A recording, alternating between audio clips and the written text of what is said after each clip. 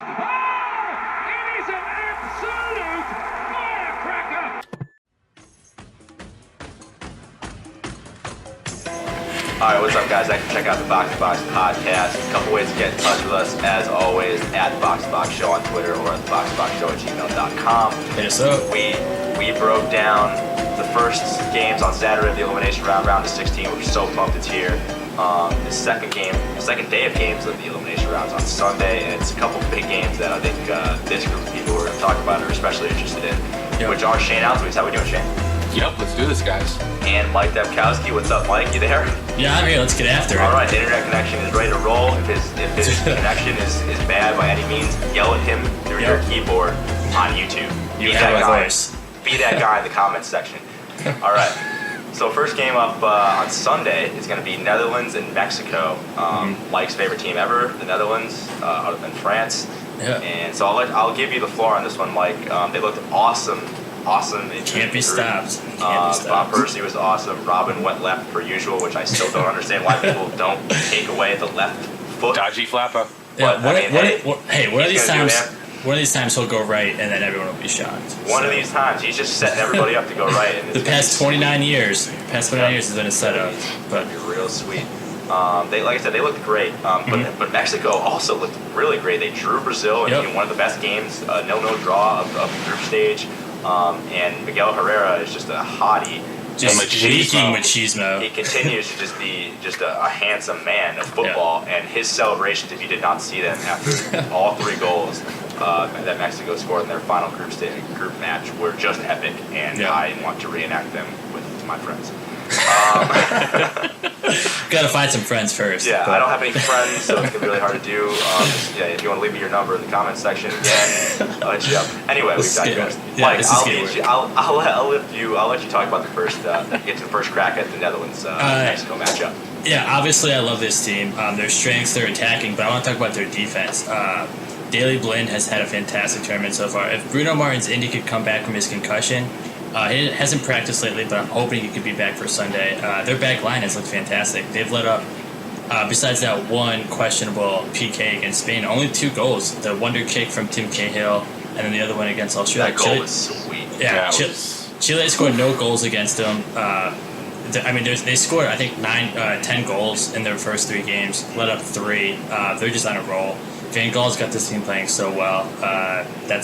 It's tough to see them stopping Mexico. But I know you love Mexico.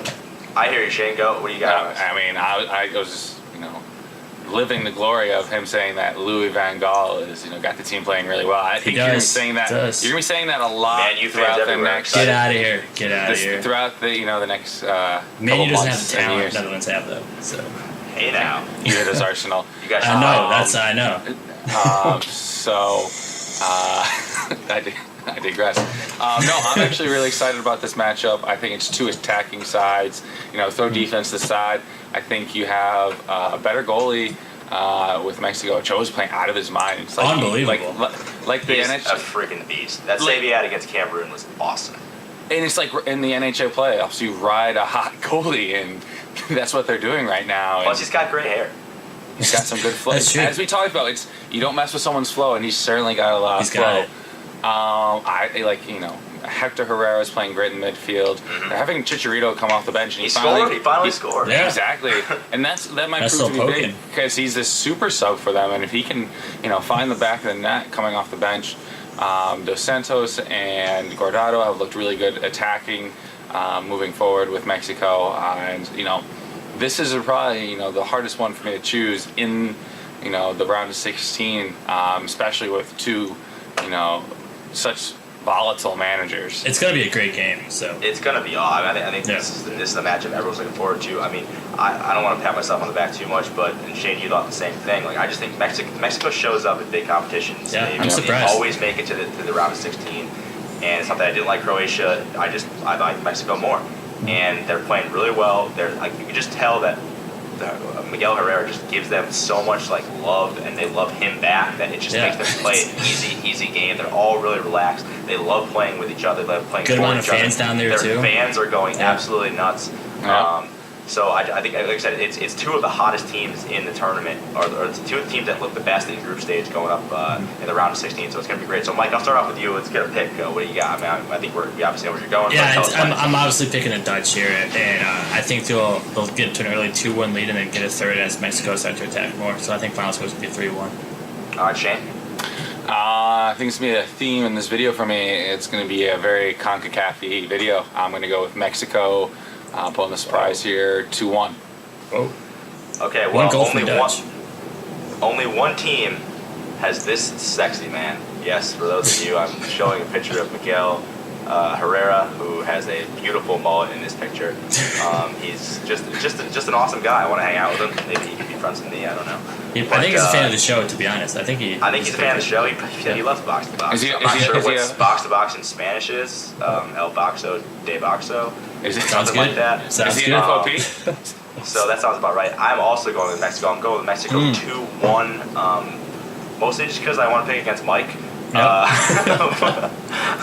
But no, seriously, I really do love this team. I love them. I told you I loved them in the group stage. I still like them now. It's obviously going to be a really difficult game for them to win with Netherlands playing so great, but I'm going to go with them. So I'm actually a little bit surprised that Shane and I are going with Mexico and Mike, shocker, going with Netherlands. Yeah, no surprise there. Now, Mike, how Dutch are you? I am 0% Dutch, 100% Oh, fan. okay. That's all. That's just weird. 0% Dutch. 100% Mike hates his ancestry. Fact. Moving on. We will now move on to the second game. I could be Dutch. The Greece game. Greece is playing Costa Rica. Two kind of surprise teams. I mean, Costa Rica is certainly the surprise of what I'm talking Oh, about. absolutely. Los Ticos. Yeah, and I mean they've looked fantastic. I mean they came out of another group of death that everyone was talking about, and they won the group. They were the team that we just kind of looked at and said, "Are they going to get any points?" Shane, you said you thought they were going to steal the game. They actually ended up winning the group. 7 points. And looked the best throughout. So I mean, God, I mean, I just respect what they're doing, and they're awesome. They look great. They play with no fear, and they're playing an attacking style of football that I really like. And they're going up against a Greece team that doesn't attack at all and just kind of focus the best. Shane, well, I'll start with you. What do you think about this game? It's two teams that play 5 in the back. They had Giancarlo Gonzalez leading Costa Rica, the Los Ticos, playing a really formidable defensive line in the back that allows Brian Ruiz, the Fulham star, and Joel Campbell to move forward. And I said Fulham star. I know. Is there such thing? I don't think so. Maybe Clint Dempsey former a couple Fulham years star. ago. You get relegated. Does anyone ever watch you anymore? It's No, true. It's the championship.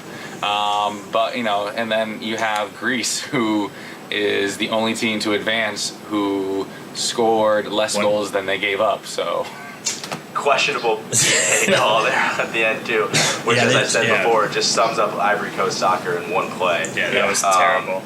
The golden age of the Elephants just came to an end there, but all right. I mean, so we're thinking. I mean, are we riding the wave with Costa Rica here?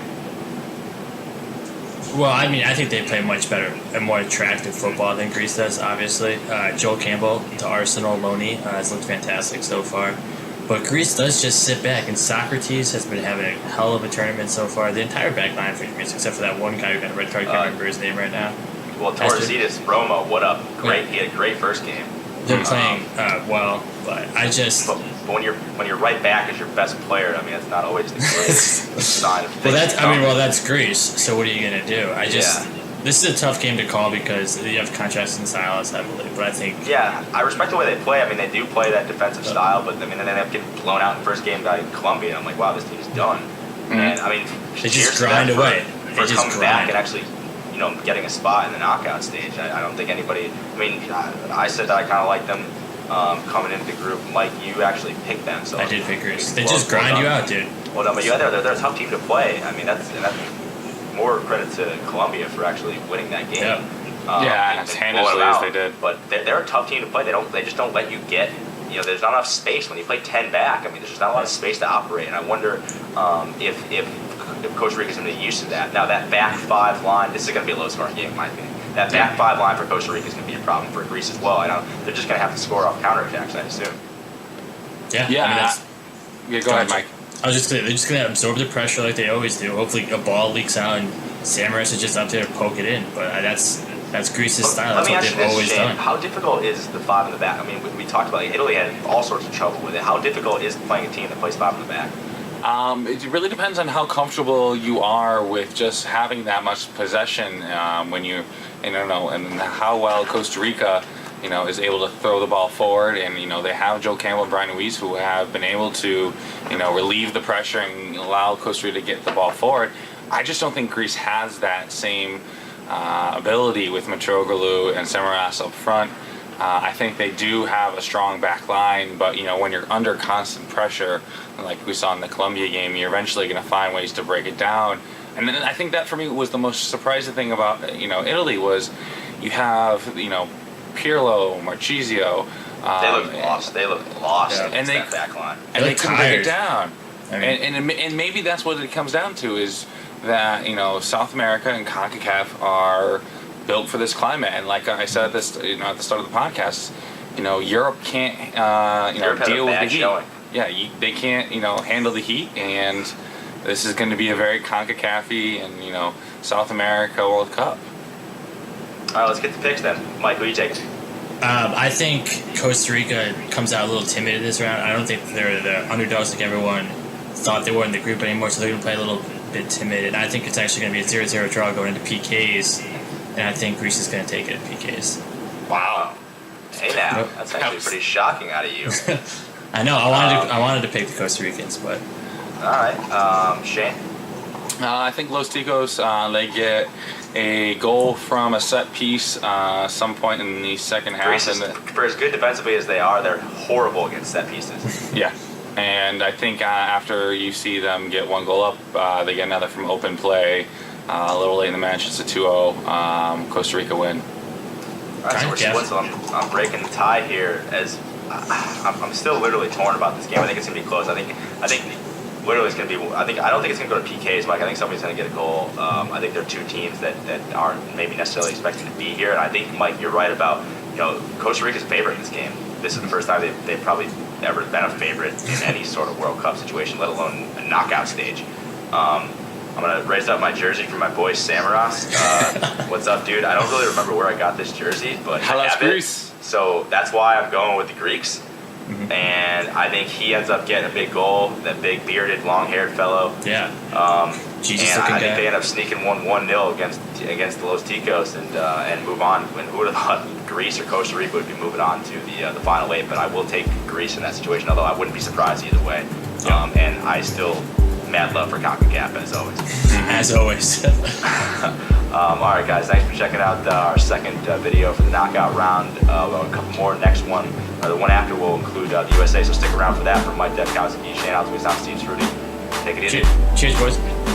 Might also include Brian Brent.